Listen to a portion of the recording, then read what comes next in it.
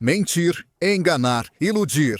Essas são as táticas do presidente russo Vladimir Putin, enquanto ele tenta impulsionar a narrativa de que a Rússia está vencendo a guerra na Ucrânia facilmente. Ele quer que seu povo acredite que tudo está indo muito bem nas linhas de frente. Mas a verdade é muito diferente da realidade alternativa que Putin está tentando apresentar. As falsas vitórias da Rússia estão sendo expostas, e essa é a verdade brutal sobre o que realmente está acontecendo. Primeiro, a cidade de Chasiv Yar. Por mais de 16 meses, essa pequena cidade ucraniana tem sido alvo de ataques brutais pelas forças da Rússia, enquanto Putin tenta desesperadamente reivindicar o assentamento. E no dia 31 de julho, Putin afirmou que a Rússia finalmente conseguiu o que ele queria, diz a National Broadcasting Company News. Chasiv Yar havia caído, com a Rússia marcando sua suposta vitória, lançando pelo menos 308 drones e 8 mísseis de cruzeiro em outras regiões da Ucrânia, matando pelo menos 6 pessoas, incluindo um menino de 6 anos. A cidade, que abrigava cerca de 12 mil pessoas antes de Putin lançar sua brutal invasão, já estava em ruínas graças aos constantes ataques da Rússia. Tornou-se uma cidade fantasma no sentido civil, transformada em uma das principais cidades-fortaleza da Ucrânia, na região de Donetsk. Putin queria derrubar essa fortaleza, tanto por uma vitória simbólica que ele acreditava que iria abalar o moral da Ucrânia, e porque Chasiv Yar é importante. Muito importante. A Reuters aponta que a cidade tinha significado estratégico para a Ucrânia no início da guerra, graças à sua localização em terreno elevado. Isso permitiu que servisse como um ponto de reagrupamento e base de artilharia avançada, de onde a Ucrânia poderia atacar o exército invasor da Rússia. Chasiv Yar era uma fortaleza, um local que, graças à sua geografia, terreno e ambiente urbanizado, era o lugar perfeito para a Ucrânia se entrincheirar e causar sérios danos de atrito às tropas russas que tentam tomar Donetsk. Para a Rússia, tomar Chasiv Yar representa dar um passo mais perto de superar a Ucrânia em Donetsk. A cidade proporcionará à Rússia a capacidade de cercar outra das cidades fortaleza da Ucrânia, Konstantinovka. Esse cerco permitirá à Rússia atacar de todos os lados, prendendo os defensores ucranianos na cidade. Então, as forças de Putin podem desgastá-los até que eventualmente caiam. Então, a captura de uma das cidades fortaleza da Ucrânia em Donetsk levará diretamente à captura de uma segunda. Chasiv Yar também poderia ser usado como uma base para organizar e lançar ataques de artilharia, da mesma forma que a Ucrânia usou a cidade anteriormente na guerra. A partir dessa base, a Rússia poderia danificar as linhas de suprimento de Donetsk, enfraquecendo as defesas ucranianas em outros locais.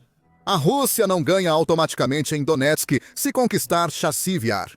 Como aponta o ex-conselheiro do Kremlin, Sergei Markov, a cidade já não é tão estrategicamente significativa como era antes, mas a captura da cidade tem um significado simbólico. É assim que a guerra pode continuar por muitos anos. Lentamente, o exército russo avançará, relata a Reuters citando Markov no Telegram. Agora a Rússia detém a cidade, ou pelo menos é o que Putin afirma. A realidade é bem diferente, relatou o Kiev Independent em 31 de julho. Diz que o exército da Ucrânia negou quase imediatamente as afirmações de Putin de que a Rússia havia tomado Chasiv Yar assim que Putin as fez.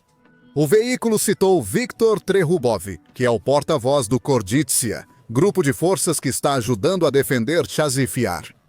Ele disse à RBC Ucrânia que a situação em Chasiv Yar é a mesma dos últimos meses. A Rússia está mentindo novamente para que a alegação se espalhe através de refutações. A National Broadcasting Company segue isso com seu relatório. Ele aponta para uma plataforma de monitoramento online ucraniana chamada Deep State, que publicou mapas mostrando quanto do território da Ucrânia a Rússia ocupa. Chasiv Yar está nesse mapa, que mostra a maior parte da cidade marcada como ocupada.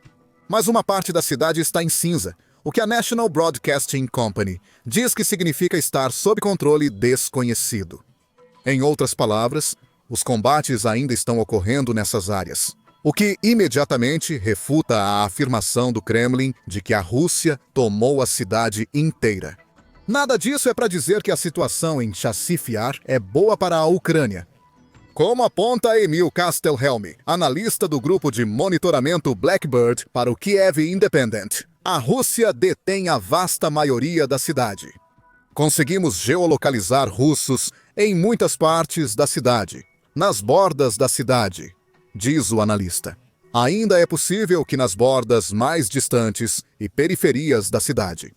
Alguns combates ainda ocorrem, mas é provável que os russos já controlem a maior parte de Chasiv Yar. Mas a maior parte não é tudo, e esse é o ponto. O que se vê com a mentira de Putin sobre Chasiv Yar é uma tentativa de enganar qualquer um disposto a ouvir, fazendo acreditar que a Rússia fez mais progresso do que realmente fez. Foi isso que Trehubov sugeriu ao comentar a afirmação do Kremlin.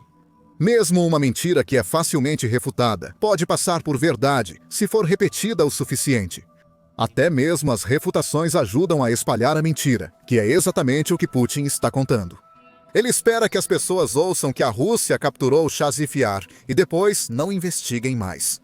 Na realidade, a Rússia ainda não tomou a cidade inteira. Os defensores da Ucrânia estão defendendo bravamente suas posições. Dado que Putin está tão desesperado para tomar Donetsk, a presença desses defensores é um insulto a um de seus principais objetivos. Mentir sobre a queda de Chasiv Yar é uma tática projetada para fazer a Rússia parecer muito mais forte do que realmente é.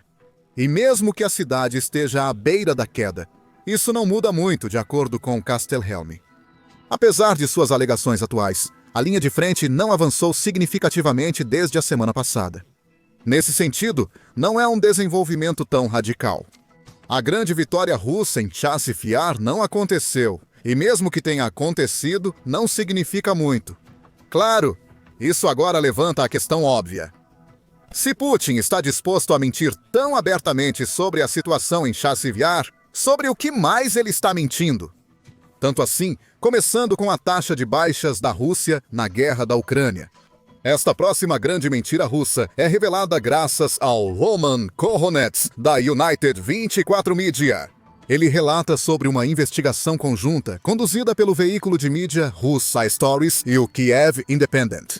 Isso revela que a Rússia está envolvida em uma prática sistemática de reclassificar soldados que estão desaparecidos nos campos de batalha ucranianos como desertores, em vez de baixas. Koronets traz o caso de um soldado chamado Dmitry Suryov, enviado para a Ucrânia em 2022. Suryov logo desapareceu em ação após um ataque ucraniano contra sua unidade que levou a grandes perdas. O corpo de Suryov nunca foi encontrado. A Rússia aproveitou a oportunidade para dizer à família do soldado que ele havia desertado voluntariamente de sua unidade.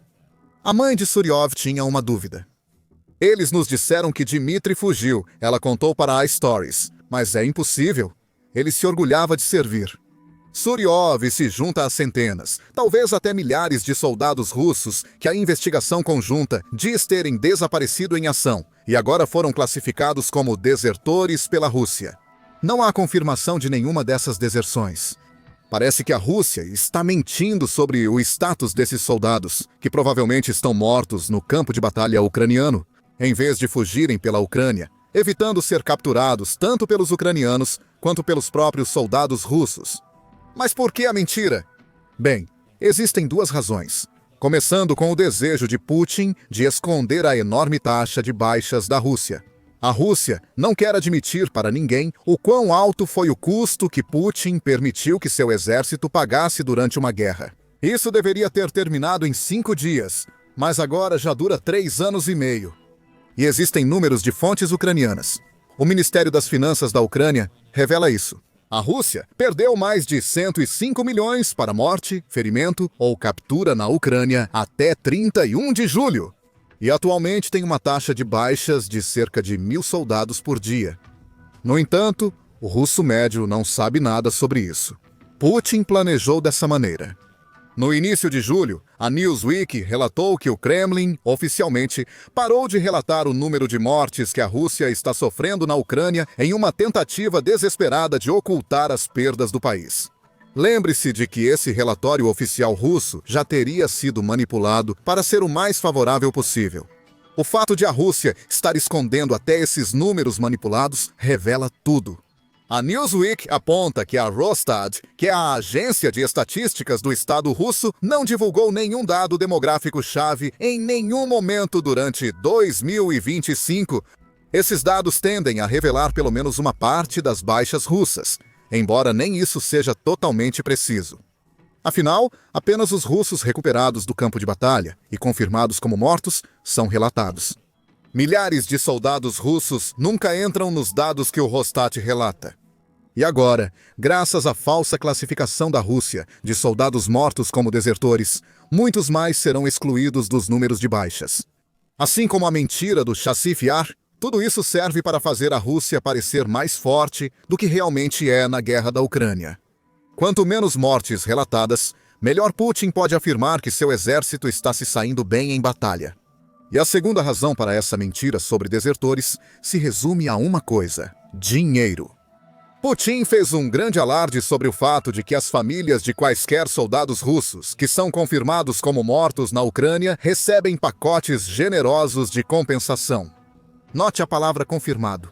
Essa palavra dá à Rússia muita margem para manipular os números de mortes, de modo que ela possa se esquivar de pagar as famílias que perderam entes queridos para a brutal invasão de Putin. E a Rússia precisa começar a mentir sobre essas mortes, porque seu programa de compensação está custando os olhos da cara. O Business Insider destacou esse ponto em julho de 2024, em um artigo onde apontou que a Rússia teria que gastar 6% de todo o seu orçamento federal de 2024 para entregar a compensação que promete às famílias de seus soldados feridos ou mortos. A conta total do ano passado teria chegado a cerca de 26 bilhões de dólares, embora não se saiba se o Kremlin pagou algo perto disso. Um advogado de direitos humanos, chamado Pavel Shikov, falou com Correnets da United 24 sobre a situação, afirmando que ao classificar os militares desaparecidos como desertores, o Ministério da Defesa não só se livra de obrigações financeiras, mas também retira essas mortes das estatísticas. E se uma família russa ousar contestar a decisão oficial de deserção através do sistema jurídico russo, esses desafios não vão longe. Não há um mecanismo claro para realizar esse desafio na Rússia. Aqueles que buscam criar seu próprio aprendizado através de pedidos de documentos acabam recebendo material altamente classificado e uma completa falta de acesso aos registros militares de seus familiares. Isso supõe que eles simplesmente não recebam uma recusa completa. Putin montou um belo sistema para si mesmo aqui. Ele age como o líder altruísta de seu povo, o homem que garantirá que o povo russo seja compensado justamente quando perderem seus entes queridos. Mas na realidade, ele tenta evitar pagar essa compensação o máximo que pode. Tanto para economizar dinheiro para alimentar sua máquina de guerra, quanto para esconder o fato de que essa mesma máquina levou a muito mais mortes do que ele jamais quer que seu povo saiba. Isso tudo sem nem mencionar os milhares de pessoas que morreram pela causa de Putin, lutando em grupos paramilitares e milícias. A BBC disse em fevereiro que a milícia pró-russa lutando em Donbass havia perdido entre 21 mil e 23.500 de seus combatentes. As mortes de todos não são relatadas na Rússia. Em Chassif Yar, Putin está mentindo para reivindicar uma vitória que a Rússia não conquistou. Com suas falsas etiquetas de desertor, ele mente para esconder que suas falsas vitórias têm um alto custo, que a maioria dos russos não pagaria. Outra das tentativas de Putin de enganar vem de suas afirmações relacionadas ao Oblast de Kursk. Kursk pode ser familiar como a região russa que a Ucrânia contra-invadiu com sucesso em agosto de 2024. Dentro de algumas semanas, após cruzar a fronteira, a Ucrânia conseguiu ocupar cerca de 500 milhas quadradas do Oblast, forçando Putin a uma resposta que o levou a reunir uma força de combate de cerca de 50 mil para expulsar a Ucrânia. A Rússia até aceitou cerca de 10 mil soldados da Coreia do Norte para ajudá-la a retomar Kursk. O que é outro fato que Putin fez grandes esforços para evitar admitir enquanto estava acontecendo, essa contra-ofensiva foi bem sucedida, de acordo com Putin. Em 26 de abril, Putin declarou vitória em Kursk. A BBC relata que ele afirmou que a Rússia havia expulsado completamente a Ucrânia da Oblast. Um importante comandante russo chamado Valery Gerasimov apoiou essa afirmação, declarando que a última aldeia que a Ucrânia mantinha em Kursk havia voltado ao controle russo, encerrando oficialmente a incursão ucraniana após 8 meses de combate.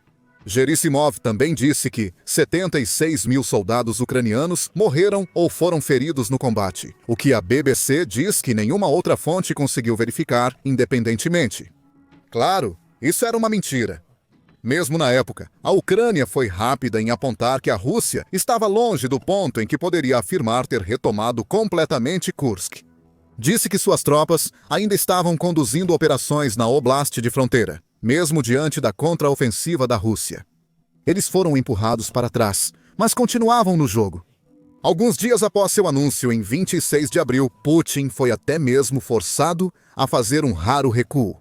O inimigo foi expulso da região de Kursk, mas alguns ainda estão entrincheirados em porões e esconderijos, disse Putin. Isso está longe de ser a Rússia tendo 100% de controle sobre a região e revela que a Ucrânia ainda estava lutando.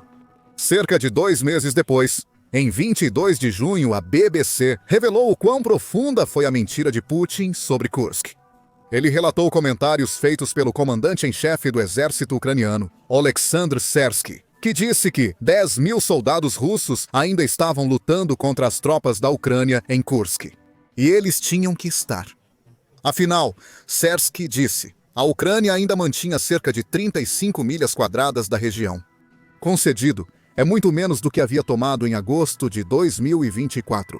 Mas, como com Chasif Yar, é evidente a partir disso que Putin se antecipou em sua declaração de vitória. Desta vez, o motivo da mentira foi um pouco diferente. Enquanto Putin mentiu sobre Chasif Yar para reivindicar uma vitória simbólica que a Rússia não havia conquistado, Putin mentiu sobre Kursk para se proteger da ira de seu próprio povo. A incursão em Kursk marcou a primeira vez desde a Segunda Guerra Mundial que outro país conseguiu ocupar qualquer parte da Rússia. Isso humilhou Putin. Isso deixou um homem que tenta se posicionar como o protetor da Rússia em uma situação embaraçosa e trouxe a guerra que ele começou de volta para seu povo. A mentira de Kursk foi mais uma propaganda usada por Putin para reforçar essa imagem como protetor. Mesmo enquanto suas tropas ainda lutam contra a Ucrânia em um oblast, que Putin diz estar 100% sob o controle da Rússia. Agora, enquanto as 3 mentiras discutidas até agora foram todas contadas para esconder a fraqueza do exército russo, é essa próxima mentira que tem o potencial de ser a mais devastadora para o povo russo. Qual é essa mentira? A economia russa está absolutamente bem, e não há nada para o russo médio se preocupar. Putin fez essa afirmação em 20 de junho, apesar das advertências de seus próprios conselheiros financeiros, que a Rússia está à beira de uma recessão massiva que poderia levar ao colapso do país. Seja por arrogância ou na tentativa desesperada de esconder a verdade do seu povo. Putin citou o grande autor americano Mark Twain ao dizer que os rumores da minha morte são muito exagerados. Ao responder a esses medos econômicos, Putin pelo menos reconheceu a importância dos desafios econômicos da Rússia, acrescentando que nossa tarefa mais importante é garantir a transição da economia para uma trajetória de crescimento equilibrado. Ao mesmo tempo, alguns especialistas e peritos apontam para os riscos de estagnação e até mesmo recessão. Isso não deve ser permitido em nenhuma circunstância. O que não deve ser permitido? A Rússia entrando em uma recessão ou os especialistas financeiros do país apontando que isso vai acontecer. Independentemente do real significado de Putin com essa citação, trata-se de mais uma mentira contada por ele ao seu povo. A economia da Rússia está longe de estar bem. Apesar de Putin poder alardear o suposto crescimento econômico anual de 4% da Rússia nos últimos 2 anos, a realidade é que todo esse crescimento veio de Putin, transformando seu país em uma economia de guerra. A situação no terreno mostra que esse tipo de economia não pode durar. A 18%, tornando incrivelmente difícil para as pessoas e empresas obterem empréstimos. E ambos precisam do dinheiro extra, porque a taxa de inflação anual da Rússia foi de 92% em julho. Esse número massivo, na verdade, marcou uma queda em relação a 2025, quando a taxa ultrapassou 10%. mas ainda é tão alto que cria uma crise no custo de vida na Rússia. O Business Insider disse em 30 de julho que o Fundo Monetário Internacional está prevendo uma desaceleração massiva da economia da Rússia. O crescimento ainda virá, mas será apenas de 0,9% em vez dos 15% previstos em abril. E ainda há muito tempo para que as previsões de crescimento diminuam ainda mais, e talvez até se revertam, à medida que o Ocidente impõe mais sanções ao petróleo russo. O mesmo veículo também revelou em janeiro que a Rússia gastou 86 bilhões de dólares de suas reservas líquidas nacionais, com essas reservas caindo de um pico pré-guerra de 117 bilhões de dólares para apenas 31 bilhões de dólares, até o início de 2025. Em suma, o fundo de emergência da Rússia está se esgotando velozmente, enquanto o país enfrenta o risco de mergulhar em um caos econômico que Putin nega estar ocorrendo. Não surpreende que a Rússia esteja mentindo sobre deserções de soldados. Para evitar pagar indenizações, Putin precisa de cada rublo que pode conseguir enquanto seu país enfrenta um colapso financeiro. O que cada uma dessas grandes mentiras demonstra é que Putin é um homem que caiu completamente em seu desespero. O líder da Rússia está desesperado para afirmar que a Rússia está alcançando grandes vitórias militares, quando não está. Ele está desesperado o bastante para mentir sobre o destino dos soldados, escondendo o custo de sua guerra e evitando compensar as famílias. E ele está desesperado para minimizar a turbulência econômica que está a caminho de um país que já está lutando com altas taxas de juros e inflação desenfreada. Nenhuma das mentiras de Putin se sustenta. Essas 4 já foram expostas, assim como Putin. A verdade é que mentir só pode levar Putin até certo ponto, independentemente da frequência ou habilidade com que ele o faça, antes que sua teia de engano desmorone ao seu redor. E enquanto Putin mente e engana, ele também tem que lidar com a Ucrânia, alcançando vitórias muito reais contra a Rússia. A Ucrânia recuperou o que é seu ao libertar uma ilha no Mar Negro, em uma audaciosa incursão naval. Descubra mais em nosso vídeo e lembre-se de se inscrever no Military Show para mais vídeos cobrindo os últimos desenvolvimentos na guerra da Ucrânia.